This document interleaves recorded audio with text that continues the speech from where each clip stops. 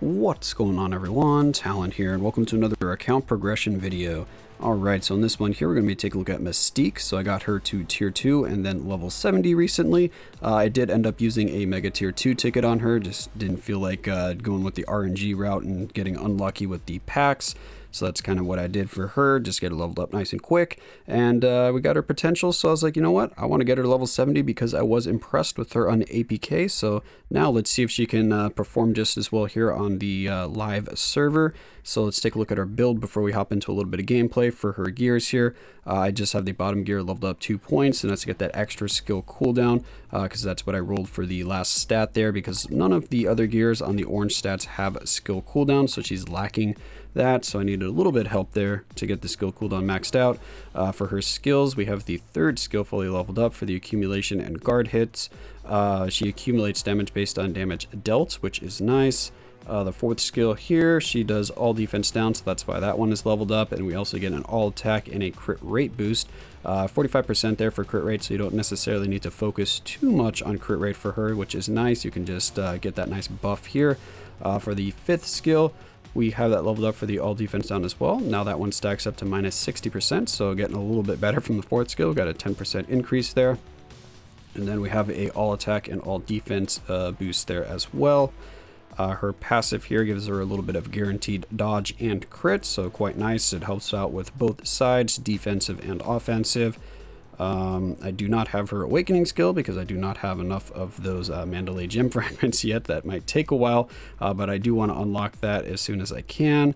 Her leadership here is a self-buffing leadership, which is quite nice. She has a 45% all-attack leadership for herself, so she can take advantage of 2 supports, so we can get a little more damage out of her that way. And then her tier 2 passive, she is a support character where it applies to all allies and increase to superhero and supervillain damage. So that is quite nice, 45% and 40%.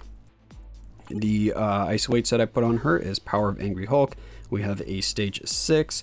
And then for now, I just have a regular obelisk on her. It's just a ignore dodge crit rate 140 proc. I was just kind of putting that on her until I rolled something a little bit better. I didn't really have anything too good right now to put on her, so I figured I'd just put this one here as a placeholder while I try to roll up a really good obelisk, or wait until maybe I get a CTP that I want to put on her, because I probably would want to put a CTP of energy on her if I went with a CTP, depending on what playstyle I end up using her or where I end up using her at. Because if I use her mainly for support, then it's not really any point to putting a CTP on her. Of course, she doesn't have a uniform, so let's go look at the details here. So we have maxed attack speed. Our crit rate is quite high, but again, she's already going to cap it out from her fourth skill, so that could have even been a little bit lower, and I could focus more on crit damage instead. So that's the route that I'm going to go when I start building her a little bit more. For the ignore defense and skill cooldown, they're basically at 50%, so we're basically capped off there. So those are kind of the important stats. She has her weapons master and agility, so she can take advantage of Taskmaster as well. So you can have her and Taskmaster together, so she gets some of that juicy skill damage and bonus damage if you want to go that route. So she has a few options there for her supports that can be paired with her. Now that we've kind of taken a look at Mystique here, let's go ahead and jump into a little bit of gameplay and see how she can perform. Alright, so here we are over at Proxima. I'm just jumping into a stage 64 right now. That was one of the stages I found without blade twisters, and I figured it was high enough to kind of show off her damage, considering she does only have a 140 proc, so she is a little bit hurt on terms of what she could be doing for the damage proc. We're using 2 support characters here with Mystique and her own self-buffing leadership.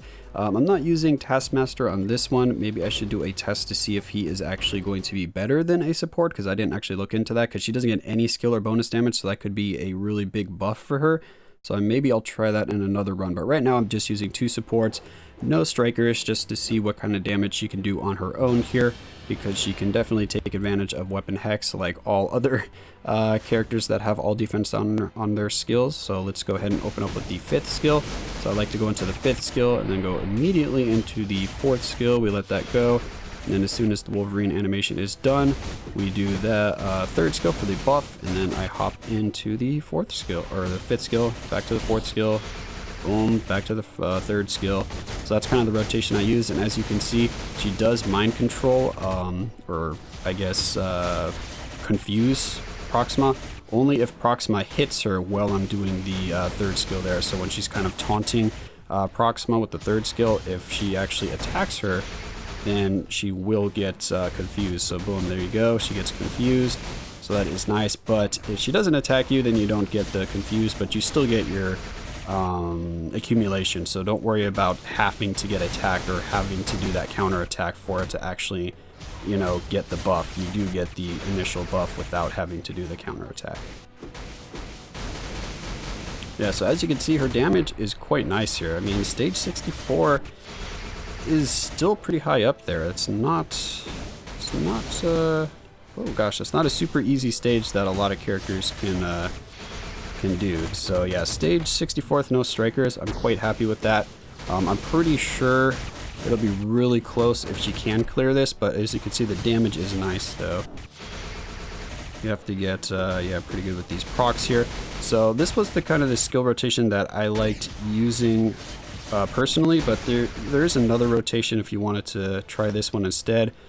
Basically what you do is you use the fifth skill here, you proc on the fifth skill, boom, you go immediately into the third skill to get the accumulation buff, and then use the fourth skill to build up your accumulation. Then you hop back into the fifth skill for your damage proc, and then you do the fourth skill, so you actually skip the third skill on this rotation, and then you kind of repeat. So only every other rotation do you get the third skill in, because it's on a 9-second cooldown. And the only reason I skip it, because you could try to force it into the rotation, is because then your damage proc starts getting out of line. So those are kind of the two rotations that I like to use with Mystique. The first one that I was using with the 5-4-3 just seemed like it was a little more, or had a little less downtime than the other one, and then also I didn't have to worry about rotating out the third skill on one rotation. So whichever playstyle you think suits you better should be okay, because I think they do pretty similar damage on all the times I've been running tests with Mystique. They seem to have been pretty similar in terms of damage with either rotation. So now let's go ahead and do a higher stage, but we're actually going to throw in Weapon Hex, and I'll show you a different strategy for Mystique there. Okay, never mind, I lied. One more run on this stage here. I wanted to use Taskmaster instead of one of the other supports. So I took out Ghost Panther, put him in, just to see if we see a noticeable difference in her damage, because I am a little curious now on if that skill and bonus damage is better than the 45% increase. So let's go ahead and just hop in here right away. There we go. And now we gotta wait for getting through this initial rotation, because now we should start seeing some damage. Okay, so far doesn't look any different to me. Ooh, that was some nice damage though. Not sure if it's better or worse so far. It looks pretty similar to me, so you could probably use either. Oh, we got time frozen. So you could probably use either.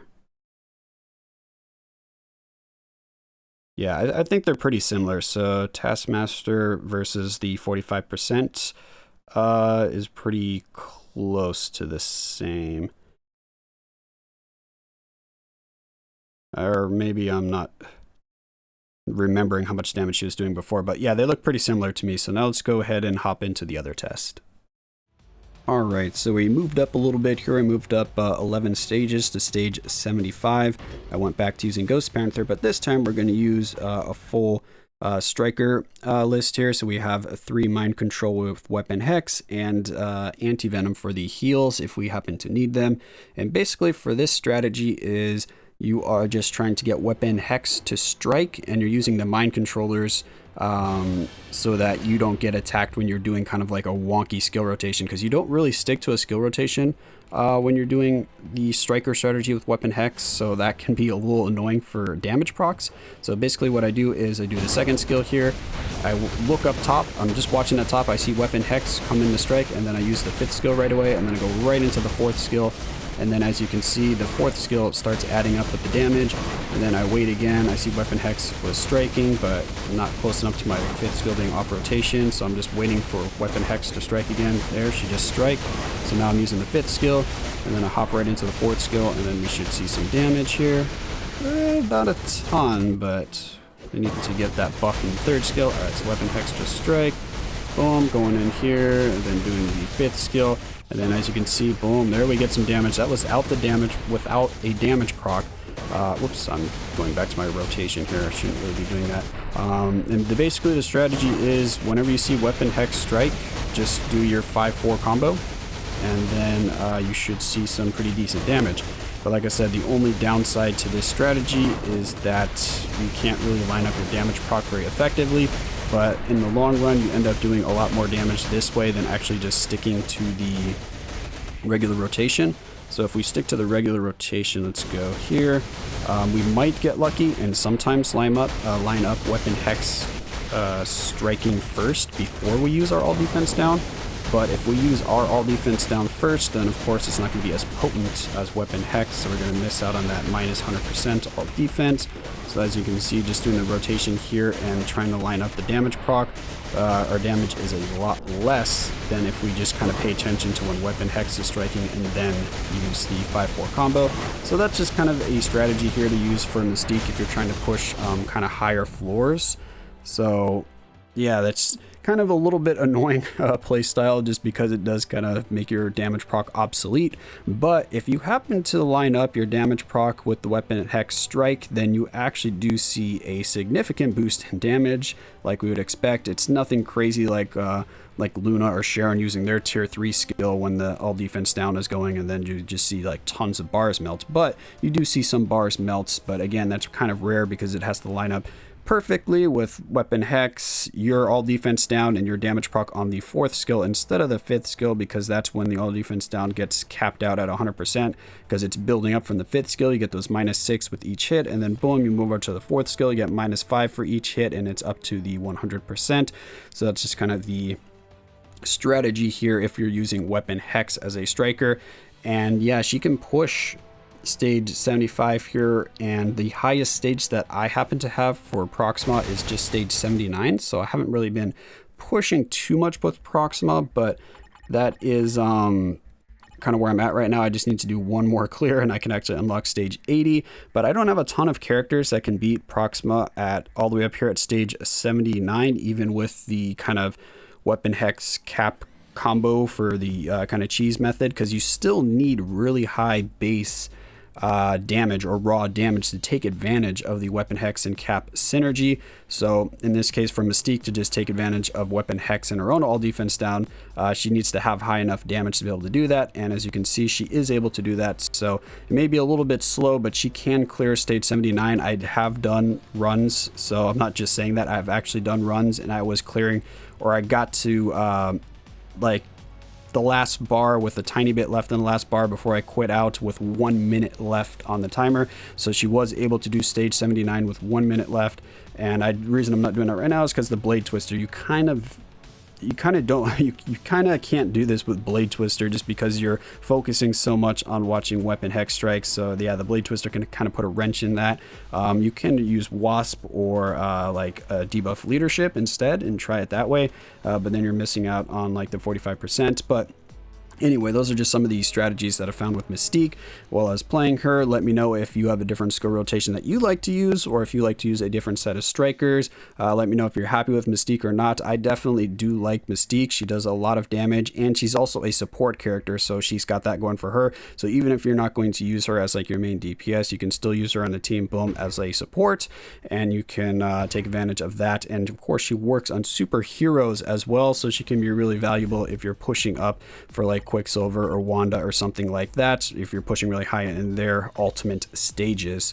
So that's just kind of my initial thoughts here on Mystique. I may actually try her out with a CTP of Greed. Let me know if you want to see that, because I'm curious if that would help out for the weapon hex striker strategy that I have, where I'm just focusing on weapon hex, because then I have just the activation of greed, and that will just be going on a timer there, and that should line up more often than the damage proc with weapon hex striking, just because that damage proc was very rare occurrence for me on all of the kind of runs that I was doing there against Proxima. So anyway, that's going to be it for this video here. Like I said, let me know your feelings about Mystique in the comments below, if you're enjoying using her, if you think she's mainly just going to be a support for her or for you, or if you're going to use her as like a pusher or a main DPS, or, you know, just a fun clear for some of the stages. So yeah, that's going to be it for this one here. Hopefully you guys enjoyed, and of course I will catch you in the next one.